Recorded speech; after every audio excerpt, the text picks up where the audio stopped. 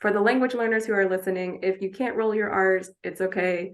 I'm not going to judge you. This is a no judgment zone. Completely no judgment zone. I would like to know about Catalan. At first glance, Catalan looks a lot like Spanish. You might find certain patterns, like with the imperfect. Our imperfect is not aba.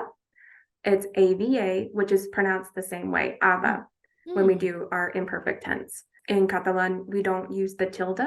Cumpleaños. Años, we say an instead, any, where the ny is the same sound as the inye with the tilde. So the y is not a vowel in Catalan. It's only used when paired with the letter n to make that sound. Oh, okay. Same with montaña in Spanish. Cool. Yes. So like Spanish, the H in Catalan is silent. Well, and same in French. So what's not silent in French, Taylor? How does Catalan change within Andorra? If you're in the southern parish, which is San Julia, that's how you would access Spain.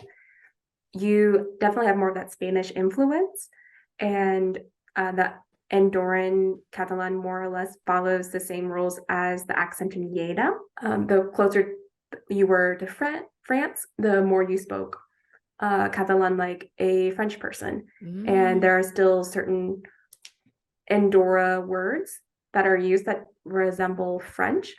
Réveil, for example, sounds like the French word réveil, which means like an alarm clock. We just say it in a Catalan way and spell it in a Catalan way. What are some of the cultural touch points there? What are some of the things that people are so fiercely proud of that's theirs? Andorra is the only country in the world whose national language is Catalan. So that's part of the reason why there's a branch of government dedicated to protecting the language. In Andorra, they are proud of being a co-principality. Andorra was caught in between two people who claimed rights to the territory, and they negotiated a peace treaty. Through that agreement, Andorra was able to have peace and has not been at war with another country. There's one caveat when Andorra jumped on the bandwagon to declare war against Germany, and the Treaty of Versailles forgot to mention Andorra, so Andorra was accidentally at war with Germany without actually doing anything about it. That's a fun piece of trivia.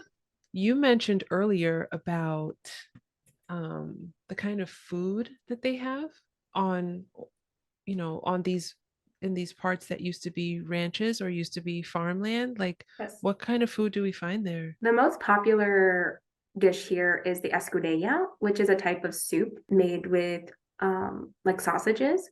It is mainly, there's a holiday that goes along with it in mid-January for the feast day of Saint Anthony, La Festa de San Antoni. For their feast day, they make the soup, and there are a few more activities in La Massana that focus on escudella and on that local church. But what makes Andorra unique is that they got their first constitution in 1993. What? Yes. That's even like recent. So was there like a big thing? Because it's 30 years. Was there like a massive celebration this year? Yeah, earlier on March 14th. While there isn't quite a Andorran food, to celebrate that holiday, I tried to eat local. So there are several local craft beer places. There are about 3 local people who still make jelly. So I like made some like tapas and watched a documentary on Andorra and called it great. Each human has their own ironies, their own idiosyncrasies. I mentioned one of mine earlier in the podcast that I tried to escape a small town, and here I am in a microstate.